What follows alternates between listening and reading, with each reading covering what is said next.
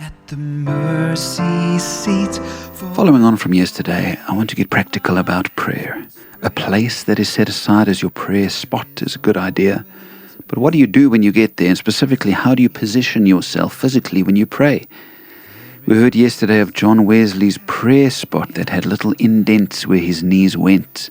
Billy Graham was so touched by this and spent time on his knees in prayer right there. That's a good posture for prayer. In fact, in the Bible, we often see people kneeling in prayer, such as in Ezra 9, verse 5 and 6, where we read him say, I rose from my self-abasement with my tunic and cloak torn, and fell on my knees, with my hands spread out to the Lord my God, and prayed. Humble prayer, repentant prayer, comes naturally when you're on your knees. Try it. On the other hand, maybe you sit in a chair and bow your head as you pray. Maybe in that chair you lift up your hands in praise, and you fold your hands in reverence, and you open your hands in submission, depending on what you're praying at the time. For me, this works better than bowing on my knees. There are more options that work for me in a prayer chair. But another problem I have on my knees or on a chair is that I will fall asleep easily in those positions. Maybe you can relate. So my favorite posture for prayer is to walk and pray. I find it to be the most fruitful posture for praying, walking and saying my prayers. I might walk up and down our passage or around the house. I might walk in the garden. Lately I've discovered a new love, prayer walks in the streets of our suburb.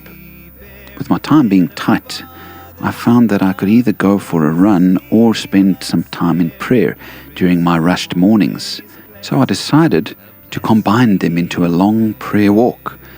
And it has been the most wonderful and enjoyable time of prayer. As I walk, I see birds and trees and sunshine or clouds, and I spend time praising and thanking God for His creative beauty. I have my prayer notebook with me, with my various lists, which I'll tell you more about tomorrow.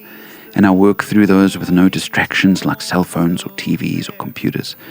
Sometimes I meet someone on the road and I give them a tract or ask if they like prayer. This has been a wonderful new experience for me. What posture of prayer works for you?